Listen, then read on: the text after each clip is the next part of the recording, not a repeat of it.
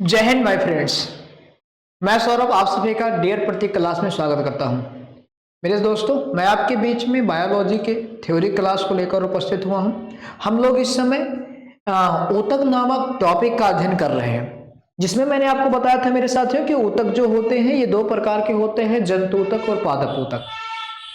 पादप ऊतक मुख्यतः पेड़ पौधों, शैवाल और कवक में पाए जाते हैं। वहीं जंतु ऊतक जो होते हैं ये मुख्यतः मेरे दोस्तों जंतुओं में पाए जाते हैं, पेड़ पौधों को छोड़कर बाकी सभी जीवों में, जैसे प्रोटोजोआ, अमीबा, पैरामीशियम, सिलेंट्रियम, आर्थ्रोपोडा के बिच्छू, केकड़ा, मछली हो गए, मनुष्य हो गया, कुत्ता, बिल्ली, गाय, शेर, चीता, हिरन, ये सभी मेरे दोस्तों इसमें जाते हैं जंतु में। तो इनकी जो कोशिकाओं के समूह होते हैं, इनके ऊतक को हम लोग जंतु ऊतक कहते हैं। पादप ऊतक के बारे में मैंने बताया था कि पादप ऊतक दो प्रकार का होता है, विभाज्य ऊतक और एक होता है अस्थायी ऊतक। विभाज्य ऊतक ही मेरे दोस्तों जीवन भर विभाजित होती रहती है, इसी कारण पौधे जो होते हैं वो जीवन भर वृद्धि और विकसित होते रहते हैं।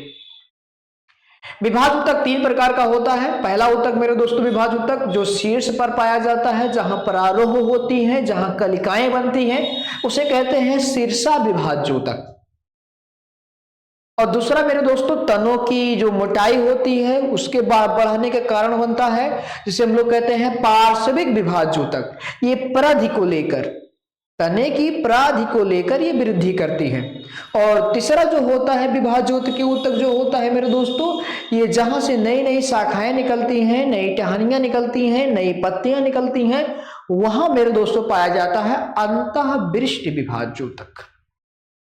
और इसके बाद मेरे दोस्तों मैंने आपको बताया था कि यही विभाज्य ऊतक जब विभाजन करना बंद कर देते हैं, इन्हीं विभाज्य ऊतकों की कोशिकाओं में जब विभाजन होना बंद हो जाता है, तो उसी को मेरे साथियों हम लोग अस्थायी ऊतक कहते हैं।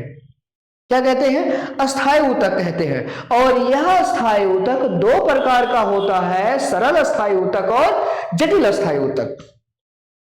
सरल अस्थायी ऊतक के बारे में हम लोगों ने कंप्लीटली पढ़ लिया है मेरे दोस्तों, जिसमें मैंने बताया था कि सरल अस्थायी ऊतक तीन प्रकार का होता है। और पहली बात, सरल अस्थायी ऊतक क्या होते हैं? तो मेरे दोस्तों एक ही प्रकार की कोशिकाओं, एक ही प्रकार की संरचना वाली कोशिकाओं के समूह को जो एक समान कार्य करती हैं, उन्हीं को मेरे दोस्तों हम लोग सरल अस्थायी ऊतक कहते हैं।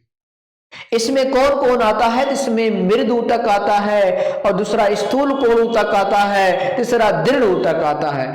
मृद ऊतक की बात करते हैं तो मृद ऊतक जो होता है यह जीवित कोशिका होती है, और इसमें मेरे दोस्तों यह भोजन का संचय करने का कार्य करता है।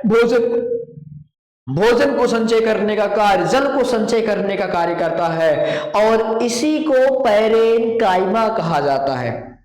और यही मृद ऊतक मेरे दोस्तों जब गैसों को संचित करती है, हवा को संचित करती है, तो इसी को पैरेनकाइमा ऊतक कहते हैं। और इसी ऊतक में मेरे दोस्तों यदि क्लोरोफिल पाया जाता है, हरित लवक की कोशिकाएं पाई जाती है मेरे दोस्तों, हरित लवक युक्त कोशिकाएं पाई जाती है, तो उसी को क्लोरेनकाइमा ऊतक कहते हैं। इसके बाद दूसरा आता है स्थूल कोण ऊतक। स्थूल कोण ऊतक को मेरे दोस्तों हम लोग कहते हैं पैरेनकाइमा ऊतक कहा जाता है। यह मेरे दोस्तों पौधों को यांत्रिक शक्ति प्रदान करती है, और इसी के कारण मेरे दोस्तों पौधों में लचीलेपन का गुण आता है। पौधों में क्या आता है? लचीलेपन का गुण आता है। इसके बाद दृढ़ ऊतक आता है मेरे दोस्तों। दृढ़ ऊतक जो होती है ये मृत कोशिकाओं से मिलकर बनी होती हैं। इनकी कोशिकाएं रेशेदार होती हैं मेरे दोस्तों, इनकी कोशिकाएं काफी मजबूत होती हैं, इसलिए इन्हें दृढ़ ऊतक कहते हैं। और पहली बात मेरे दोस्तों, ये जो कोशिकाएं होती हैं सविष्ट कोशिकाओं के समूह को, पेड़ पौधों को मजबूती प्रदान करने का कार्य करती हैं, जिसमें आप देखते हैं मेरे दोस्तों कपास हो गया, कपास, पटसन, रुई, कपास, पटसन मेरे दोस्तों, नारियल हो गया, इन सभी में क्या पाए जाते हैं मेरे दोस्तों? जटिल ऊतक पाया जाता है।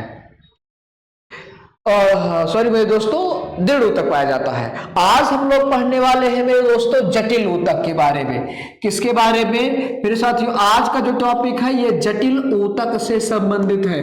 किससे संबंधित है? जटिल ऊतक से संबंधित है।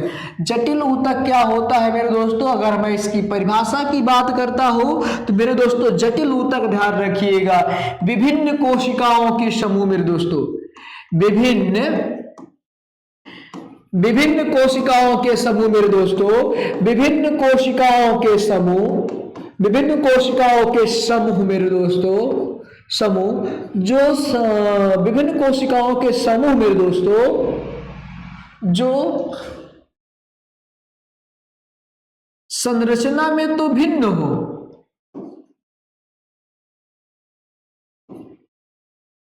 विभिन्न कोशिकाओं के समूह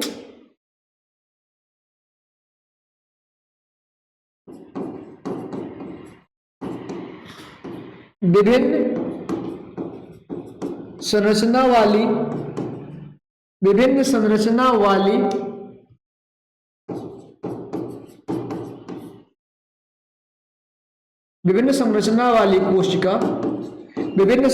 वाली कोशिका जो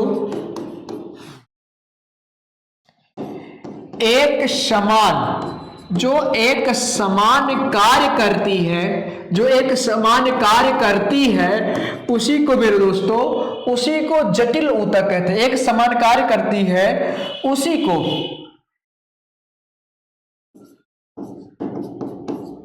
को जटिल ऊतक कहा जाता है। उसी को क्या कहा जाता है? जटिल ऊतक कहा जाता है। अगर मैं इसके प्रकार की बात करता हूं, ये जो जटिल ऊतक होता है मेरे दोस्तों, इसके प्रकार की बात करता हूं तो ये जो जटिल ऊतक होता है ये 2 प्रकार का होता है। जटिल ऊतक कितने प्रकार का होता है मेरे दोस्तों? तो जटिल ऊतक 2 प्रकार का होता है। और वे कौन कौन सा होता है? तो जो ये 2 प्रकार होते हैं, इसमें से पहला होता है जाइलम। इसमें से पहला क्या होता है मेरे दोस्तों? जाइलम होता है। और इसी जाइलम को मेरे दोस्तों इंग्लिश में ऐसे लिखते हैं, जाइलम इंग्लिश में ऐसे लिखा जाता है, हिंदी में इसे दारू कहते हैं। हिंदी में इसे दारू कहा जाता है। ये पहला हो जाता है। दूसरा प्रकार की बात करते हैं तो दूसरा प्रकार मेरे दोस्तों होता है फ्लोएम। दूसरा प्रकार क्या होता है? फ्लोएम होता है। दूसरा प्रकार फ्लोएम होता है। इसे बास्ट कहते हैं। इसे क्या कहा जाता है? हिंदी में बास्ट कहा जाता है, या इसी को मेरे दोस्तों पोषवाह, इसी को पोषवाह कहा जाता है, और इसी को अधोवही कहा जाता है। इसी को क्या कहते हैं? अधोवही। तो पोषवाह, बास्ट, अधोवही किसका नाम होता है? फ्लोएम। दारू किसका नाम है मेरे दोस्तों? तो दारू जाइलम होता है। वो पीने वाला दारू नहीं मेरे दोस्तों, दारू जिसे पेड़ में होता है, जाइलम जहां जल भरा होता है, इसलिए इसे दारू कहा जाता है। आइए देखते हैं जाइलम क्या होता है और क्या कार्य करता है, फ्लोएम क्या होता है और ये क्या कार्य करता है। तो अगला टॉपिक मेरे दोस्तों जो हमारा होगा वो होता है जाइलम। अगला जो हमारा टॉपिक है ये है जाइलम। अगर मेरे दोस्तों मैं जाइलम के बारे में बात करता हूं तो जाइलम का पहले मुख्य कार्य क्या होता है? तो जाइलम मेरे दोस्तों, जाइलम जटिल कोशिकाओं का समूह होता है। इसका काम होता है कि मृदा से मेरे दोस्तों, अगर जाइलम के कार्य के बारे में जाना जाए, जाइलम का कार्य क्या होता है मेरे दोस्तों? तो जाइलम का जो कार्य होता है यह मृदा से, यह कहां से मेरे दोस्तों? मृदा से जल और खनिज लवण को, मृदा से जल और खनिज लवण को मेरे दोस्तों, जल और खनिज लवण को पत्तियों तक पहुंचाना। कहां तक पहुंचाना मेरे दोस्तों?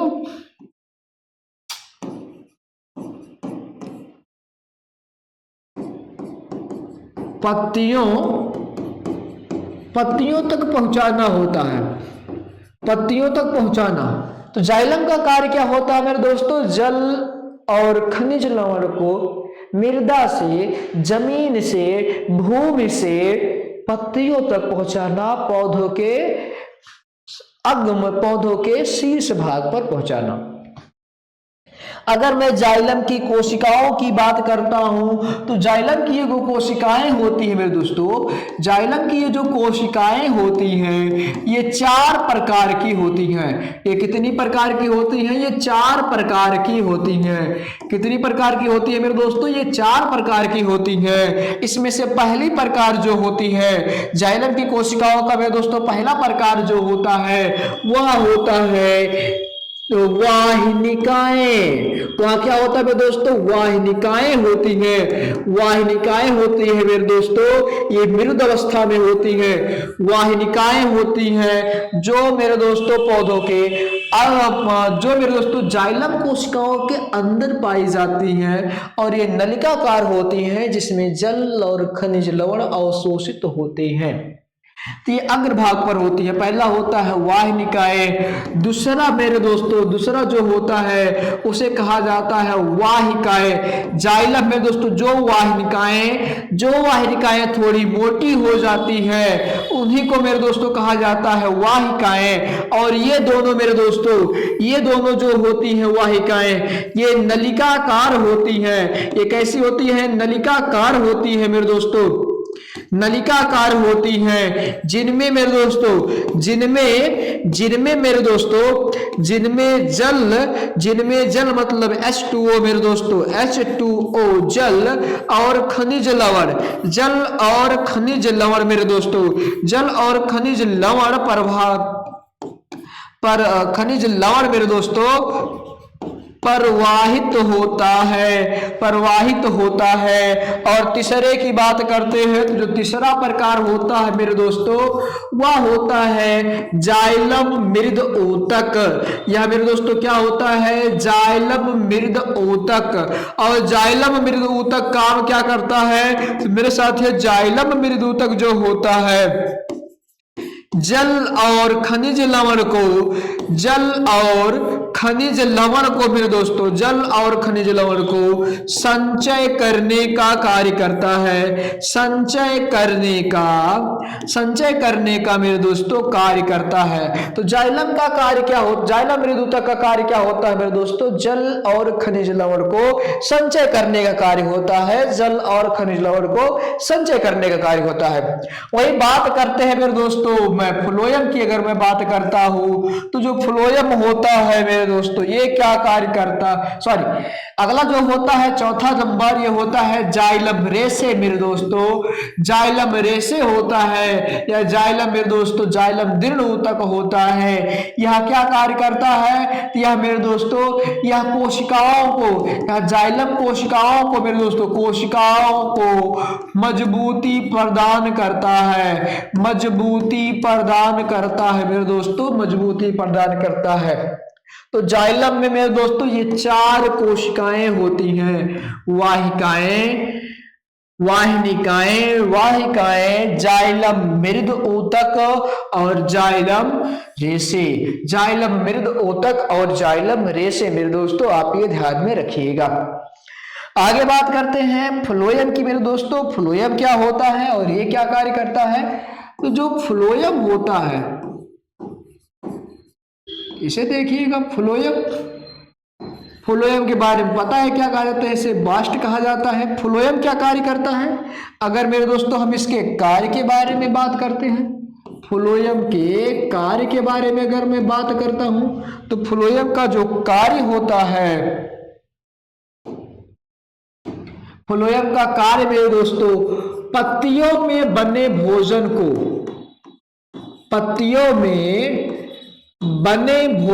मेरे दोस्तों पत्तियों में बने भोजन को पौधों के समस्त भागों में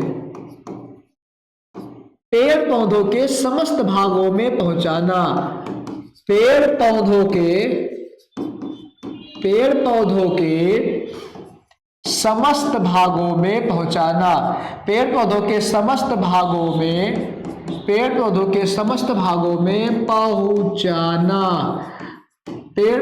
समस्त भागों में मेरे दोस्तों क्या करना? पहुंचाना होता है। और इसके लिए भी मेरे दोस्तों 4 प्रकार की कोशिकाएं पाई जाती हैं। फ्लोएम में भी मेरे दोस्तों 4 प्रकार की कोशिकाएं होती हैं। इसमें अगर मैं बात करता हूं पहली कोशिका की, तो पहली कोशिका कहलाती है मेरे दोस्तों चलनी नलिकाएं। पहली कोशिकाएं होती हैं चलनी नलिकाएं मेरे दोस्तों। और यही चलनी नलिकाएं मेरे दोस्तों, चलनी नलिकाएं क्यों कहा जाता है? क्योंकि ये मेरे दोस्तों ये चलनी नलिकाएं जो होती हैं मेरे दोस्तों, इनकी कोशिकाएं समूह जो होती है, इनकी कोशिकाएं जो होती हैं मेरे दोस्तों, ये छिद्रित होती है। ये क्या होती है? कोशिकाएं मेरे दोस्तों छिद्रित होती हैं, इसीलिए इसे चलनी नलिकाएं कहा जाता है। जहां पत्तियों में मेरे दोस्तों, ये खासकर पौधों के कोमल वाले भागों में पाई जाती है, पत्तियों में या जड़ों में पाई जाती है, जहां भोजन मेरे दोस्तों पत्तियों में जहां भोजन बनता है और वहां से ये निकलता है। दूसरा होता है मेरे दोस्तों सह कोशिकाएं मेरे दोस्तों, दूसरा होती हैं सह कोशिकाएं। अगर मैं सह कोशिकाओं के बारे में बात करता हूं तो मेरे दोस्तों जो सह कोशिकाएं होती हैं, ये जो सह कोशिकाएं होती हैं, ये मेरे दोस्तों भोजन को समस्त भागों में पहुंचाने का कार्य करती है। समस्त भागों में पहुंचाने का कार्य कौन करती है मेरे दोस्तों? तो समस्त भागों में पहुंचाने का कार्य सह कोशिकाएं करती हैं। वहीं अगले प्रकार के बारे में बात करते हैं, तो अगला प्रकार जो होता है मेरे दोस्तों, इसका नंबर तीसरा मेरे दोस्तों, इसे कहते हैं फ्लोएम मृद ऊतक मेरे दोस्तों। और जहां मृद ऊतक आएगा वहां एक चीज समझिएगा मेरे दोस्तों, मृद ऊतक जहां भी आएगा यह संचय करने का कार्य करता है। जाइलम में जल और खनिज लवण का परिवहन हो रहा था, इसीलिए वह जल और खनिज लवण का संचय करता है। और फ्लोएम में भोजन का परिवहन हो रहा है, इसलिए फ्लोएम मृद ऊतक भोजन को संचय करने का कार्य करता है। भोजन को संचय करने का कार्य कौन करता है? तो फ्लोएम मृद ऊतक करता है। कौन करता है मेरे साथियों? तो फ्लोएम मृद ऊतक करता है। वही अगर मैं बात करता हूं चौथे प्रकार की, मेरे दोस्तों कौन से प्रकार की? चौथे प्रकार की। तो चौथा प्रकार जो होता है उसे हम लोग कहते हैं मेरे दोस्तों फ्लोएम रेसे होते हैं मेरे दोस्तों। अब अभी आपको मैंने बताया था रेसे क्या करते हैं? मजबूती प्रदान करते हैं। तो ये मजबूती प्रदान करता है फ्लोएम ऊतक को मेरे दोस्तों मजबूती प्रदान करने का काम जो होता है ये फ्लोएम रेसे करते हैं। कौन करते हैं? फ्लोएम रेसे करते हैं। तो इस तरह से मेरे दोस्तों ये पादप ऊतक यहाँ समाप्त होता है। अगर इससे जुड़े कुछ फैक्ट के बारे में बात करते हैं मेरे दोस्तों, जैसे मेरे दोस्तों वार्षिक वलय मेरे दोस्तों, वार्षिक वलय क्या होता है? तो मेरे दोस्तों वार्षिक वलय जो होता है ये कैम्बियम मेरे दोस्तों, वार्षिक वलय क्या होता है? तो ये कैम्बियम का एक स्ट्रक्चर होता है। कैम्बियम कोशिकाओं की मेरे दोस्तों, कैम्बियम कोशिकाओं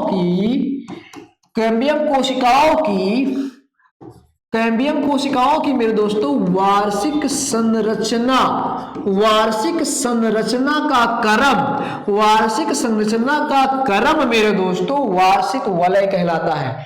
कैम्बियम कोशिकाओं की, कैम्बियम मेरे दोस्तों मैंने आपको बताया था कि कैम्बियम किसे कहते हैं। तो मेरे दोस्तों कैम्बियम का यहाँ मतलब है पार्श्विक ऊतक मेरे दोस्तों, पार्श्विक विभाज्य औतकी ऊतक,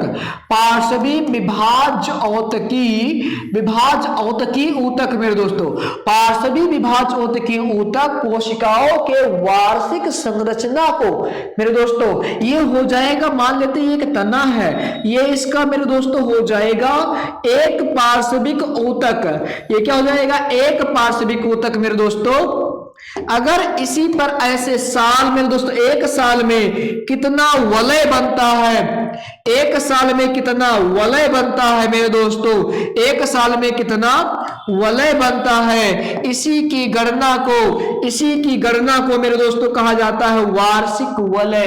क्या कहा जाता है? इसी की गणना को कहा जाता है वार्षिक वलय। जब आप तने को काटते होंगे मेरे दोस्तों तो आपको ऐसा गोल सा संरचना दिखता होगा मेरे दोस्तों, ये लकड़ी के गुटके में ऐसे गोल सा संरचना दिखता होगा, यहाँ आपको ऐसे धारदार लाइनिंग बनी होती है मेरे दोस्तों। इसी धारदार लाइनिंग को ही वार्षिक वलय कहा जाता है। और इसी से मेरे दोस्तों, इसी वार्षिक वलय से मेरे दोस्तों ध्यान दीजिएगा, इसी वार्षिक वलय से मेरे दोस्तों,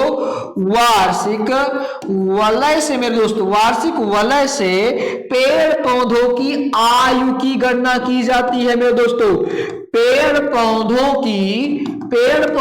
की आयु की गणना मेरे दोस्तों, आयु की गणना की जाती है। पेड़ पौधों की आयु की गणना की जाती है किससे? वार्षिक वलय से। वार्षिक वलय से क्या किया जाता है? पेड़ पौधों की आयु का गणना किया जाता है। ये कहाँ होता है? कैम्बियम में होता है। कैम्बियम कहाँ होता है? पार्श्विक विभाज ऊतक में होता है। अगर आप इसे देखना चाहेंगे तो एक लकड़ी काट लिएगा, उसका गोल से भाग में ऐसे धारदार जो दिखते हैं मेरे दोस्तों, उसी को कहा जाता है वार्षिक वलय। और एक चीज यहां से एक क्वेश्चन और पेपर में बना हुआ है मेरे दोस्तों, जैसे कि यहां से क्वेश्चन बना है कि वार्षिक वलय का अध्ययन क्या कहलाता है। मेरे दोस्तों, वार्षिक वलय का अध्ययन, वार्षिक वलय का अध्ययन मेरे दोस्तों, अगर आपसे पूछ लेता है वार्षिक वलय का अध्ययन क्या कहलाता है, तो वार्षिक वलय का अध्ययन मेरे दोस्तों डेंड्रोलॉजी कहलाता है। क्या कहलाता है? डेंड्रोलॉजी। क्या कहलाता है मेरे दोस्तों? डेंड्रोलॉजी कहलाता है। सॉरी दोस्तों, डेंड्रोक्रोनोलॉजी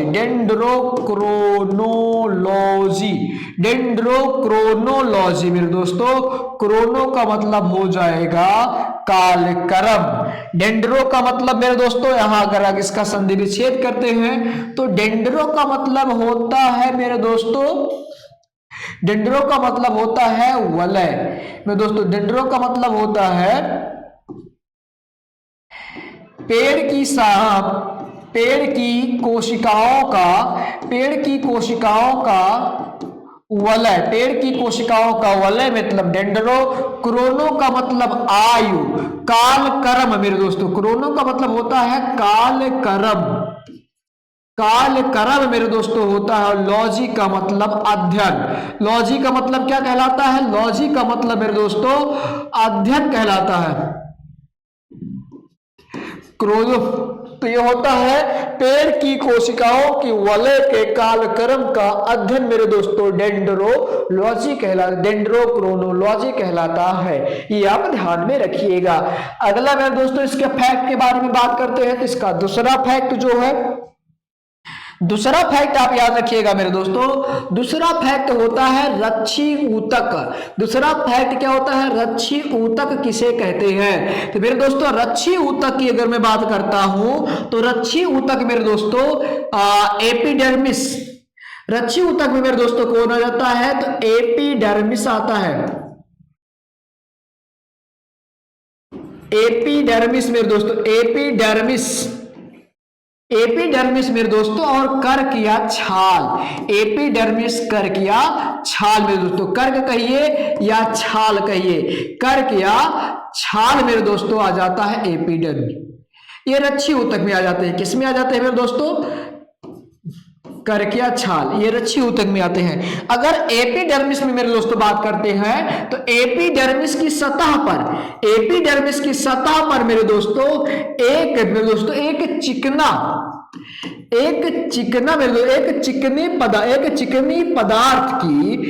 चिकनी पदार्थ की मेरे दोस्तों लेयर पाई जाती है, सतह पाई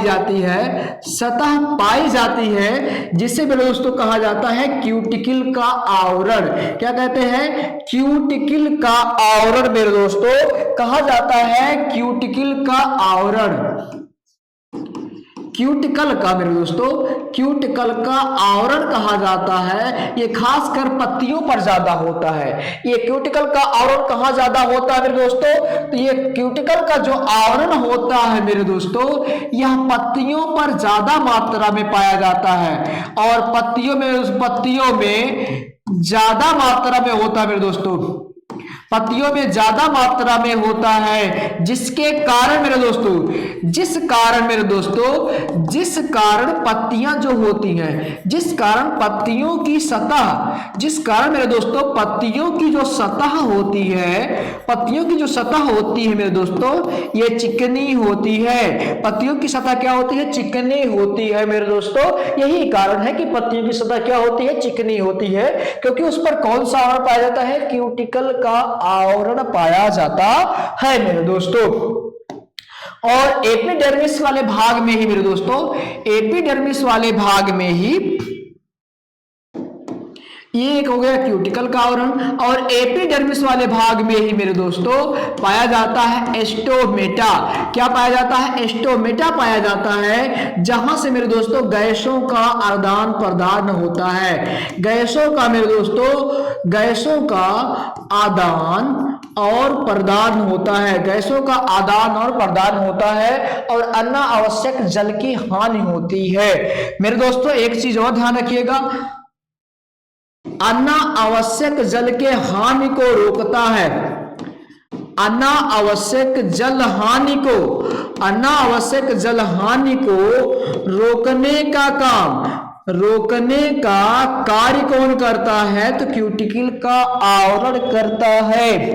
वहीं मेरे दोस्तों, वहीं अगर मैं एस्टोमेटा की बात करता हूं, तो जो अनावश्यक जल होता है, जो अनावश्यक जल होता है, उसे मेरे दोस्तों,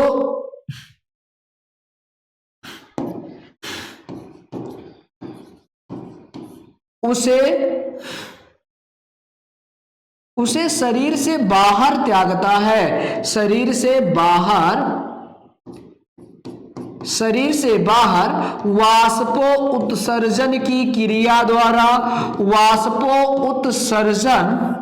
वाष्पोत्सर्जन की क्रिया द्वारा बाहर त्याग देता है, शरीर से बाहर वाष्पोत्सर्जन की क्रिया द्वारा त्याग देता है मेरे दोस्तों। आप ये भी ध्यान में रखिएगा। तो पेड़ पौधों के अंदर मेरे दोस्तों अनावश्यक जल की हानि किस क्रिया द्वारा होता है? तो वाष्पोत्सर्जन की क्रिया द्वारा होता है। वही जल हानि को रोकने के लिए कौन सा आवरण पाया जाता है? क्यूटिकल का आवरण पाया जाता है। इसके अलावा मेरे दोस्तों कर्क या छाल की बात करते हैं। अगर मेरे दोस्तों हम कर्क या छाल की बात करते हैं, तो ये जो कर्क या छाल होता है, यह मेरे दोस्तों, यह बना होता है सुबेरिन नामक पदार्थ का।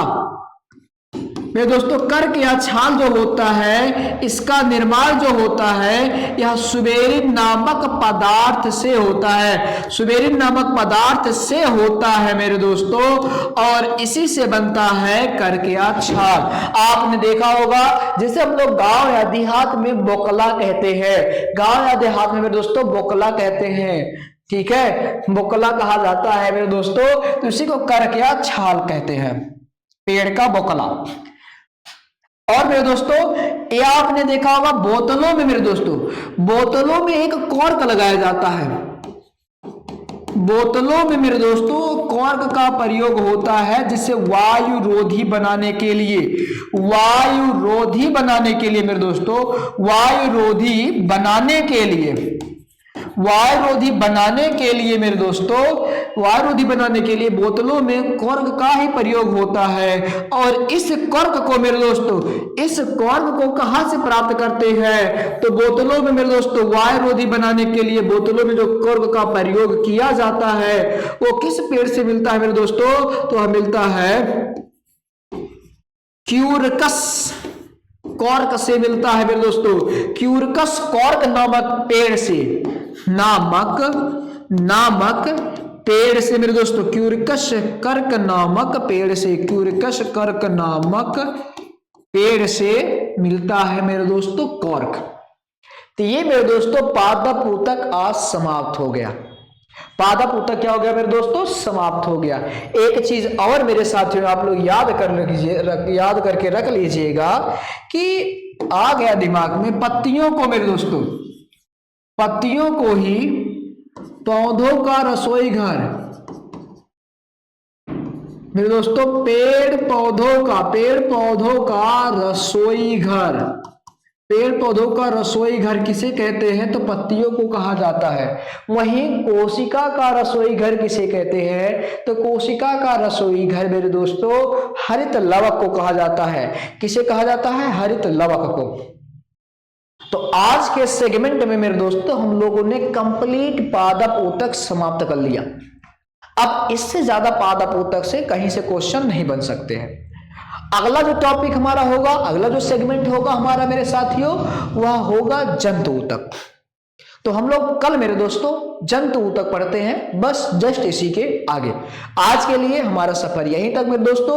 अपने सफर को लगातार जारी रखिएगा मेरे दोस्तों। याद रखिएगा, जो चलता नहीं है मेरे दोस्तों, जो लगातार मेहनत नहीं करता है, उसी को सफलता नहीं मिलती है, वही व्यक्ति असफल है। बाकी सभी व्यक्ति सफल है मेरे दोस्तों। जितने भी व्यक्ति सफलता को पाए हैं उन्होंने कभी आराम नहीं किया है। अगर आपको आराम करना है तो आप सफलता के बारे में सोचना बंद कर दीजिएगा, और अगर आपको सफलता पानी है तो आप आराम करना बंद कर दीजिएगा, क्योंकि ये दोनों एक साथ कभी नहीं रह सकती हैं। मंजिल उसी को मिलती है जिसके सपनों में जान होती है। मैं कहता हूं मंजिल उसी को मिलती है जो लगातार परिश्रम करता है। पंखों से कुछ नहीं होता, हौसलों से उड़ान होती है। ठीक है, एक दो दिन नागा मारने से कुछ नहीं होता, लगातार पढ़ने से होता। फिलहाल अभी शादी का सीजन चल रहा है, मौज करिए, आराम करिए, लेकिन साथ साथ पढ़ते रहिए। तो इसी के साथ हमें इजाजत दीजिएगा।